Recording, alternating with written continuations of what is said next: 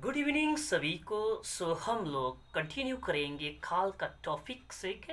तो इस टॉपिक में हम लोग देखेंगे कि फर्स्ट ऑफ ऑल हम लोग ये डिस्कस किए 1915 में गांधी जी इंडिया आते, ठीक है। उसके बाद कंटिन्यूस गांधी जी इन्वॉल्व होते सत्याग्रह मूवमेंट में, चंपारण में, खेदा में, अहमदाबाद में। तो इस तरह से गांधी जी जो है बहुत ही पॉपुलर बन रहे थे लोगों के बीच में, और लोगों को मोबिलाइज कर रहे थे ब्रिटिशर्स के अगेंस्ट में, अकॉर्डिंग टू ब्रिटिशर्स, ठीक है। उन लोगों का समझ के अकॉर्डिंग गांधी जी क्या कर रहे थे, ब्रिटिशर्स का समझ के अकॉर्डिंग गांधी जी इंडियंस लोगों को मोबिलाइज कर रहे थे ब्रिटिश के अगेंस्ट में, और नेशनलिस्ट सेंटीमेंट क्रिएट करा रहे थे, स्प्रेड करा रहे थे इंडियंस में गांधी जी, ठीक है। तो इसीलिए गांधी जी से डरे हुए थे ब्रिटिशर्स।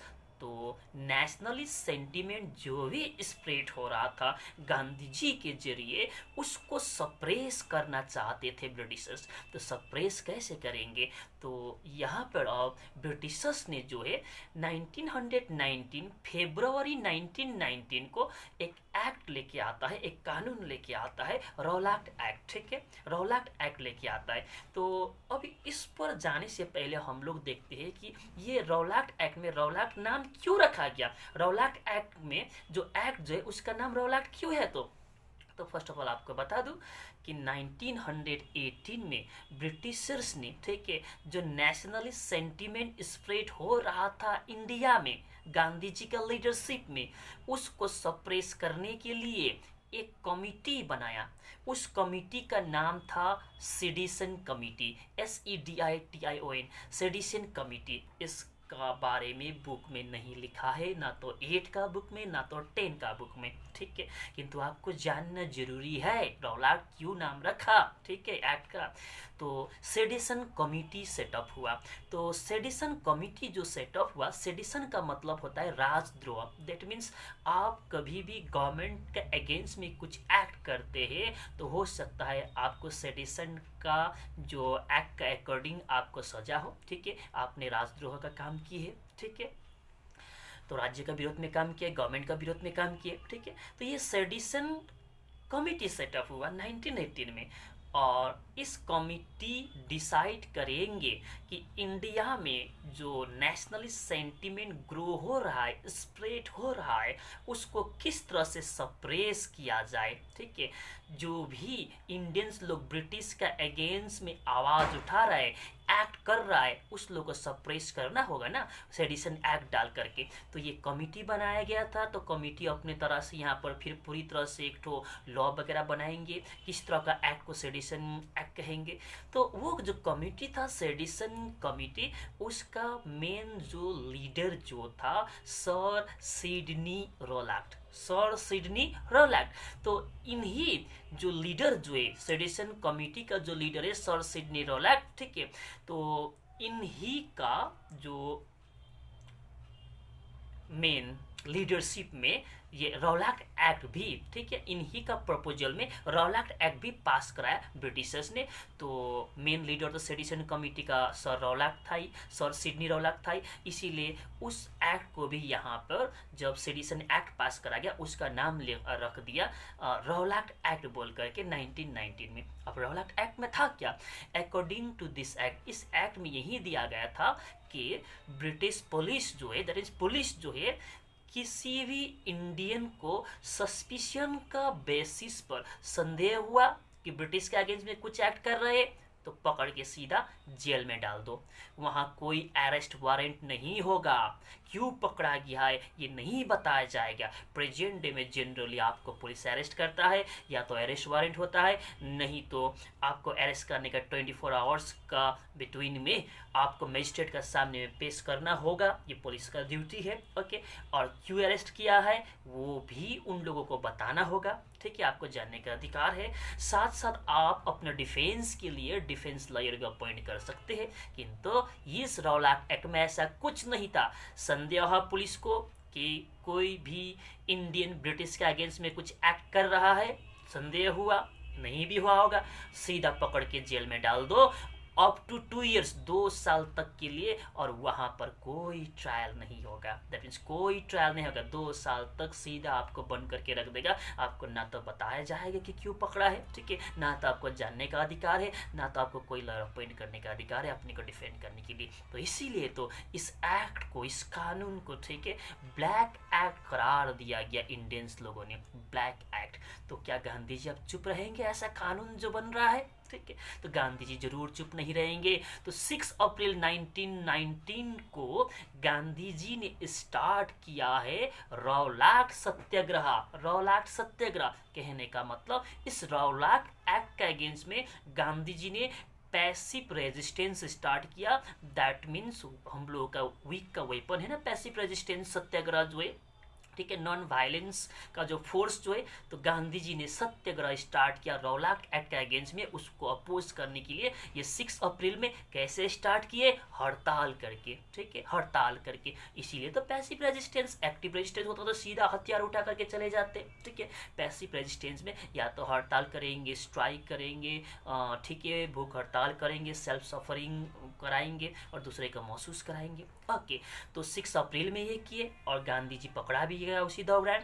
और उसी तरह से 10 अप्रैल 1919 को पुलिस ने अमृतसर में पीसफुल प्रोसेसन, जो लोग विरोध कर रहे थे इस कानून का, तो उन लोगों पर पुलिस ने गोली चलाया 1919 का 10 अप्रैल को, ठीक है, 10 अप्रैल को गोली चलाया। ओके, और उसी दौरान जो है 10 अप्रैल 1919 को ही, ठीक है, टू रिनाउंड नेशनलिस्ट जो आपका पंजाब से जो है डॉक्टर सत्यपाल, ओके, और डॉक्टर सैफुद्दीन किचलू जो है, ठीक है, ये दोनों लीडर, कांग्रेस का ये प्रोमिनेंट लीडर था, इन लोगों को भी अरेस्ट कर दिए, दोनों को अरेस्ट कर दिए।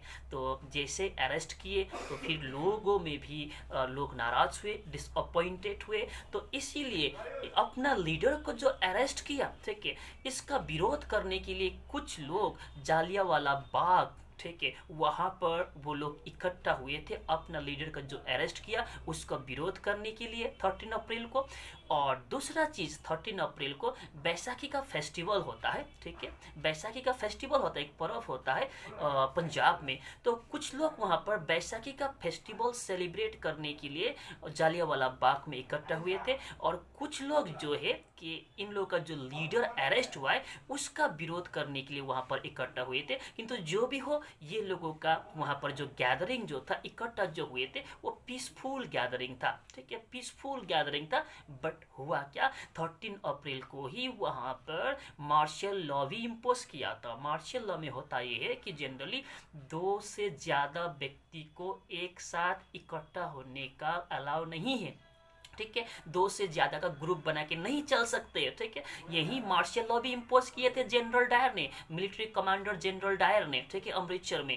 और यही 13 अप्रैल में हुआ क्या कि बैसाखी का फेस्टिवल सेलिब्रेट करने के लिए भी जालियांवाला बाग में कुछ लोग इकट्ठा हुए, ठीक है, और कुछ लोग अपना लीडर का जो अरेस्ट हुआ तो उसका विरोध करने के लिए भी वहाँ पर वो लोग भी इकट्ठा हुए। किंतु जो भी हो, दोनों ही ग्रुप यहाँ पर पीसफुल गैदरिंग था, दोनों का कोई वायलेंस नहीं कर रहे थे। But General Dyer gave open firing on the peaceful gathering, ठीक है, पीसफुल गैदरिंग ओपन फायरिंग का ऑर्डर दिए।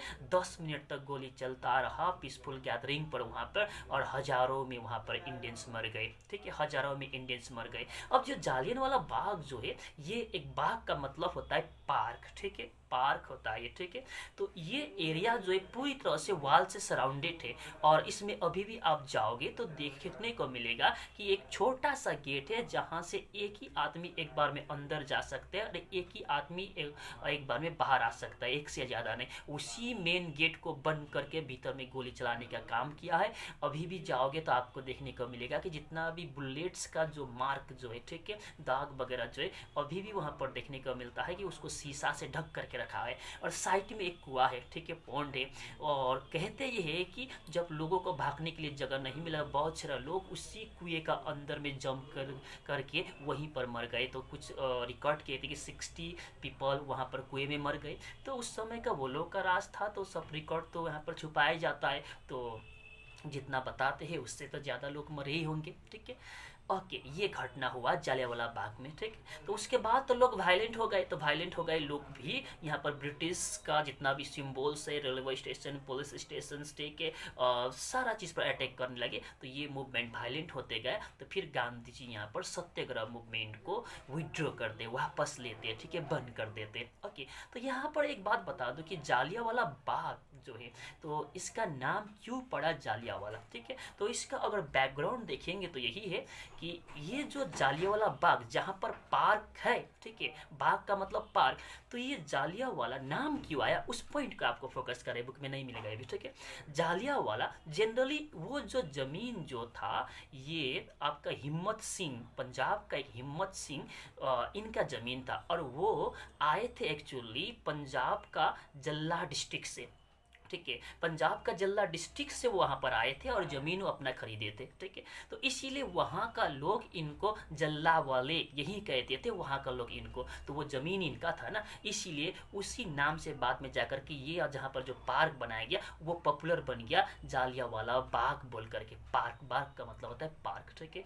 ओके, आज के लिए इतना ही। So thank you, best of luck.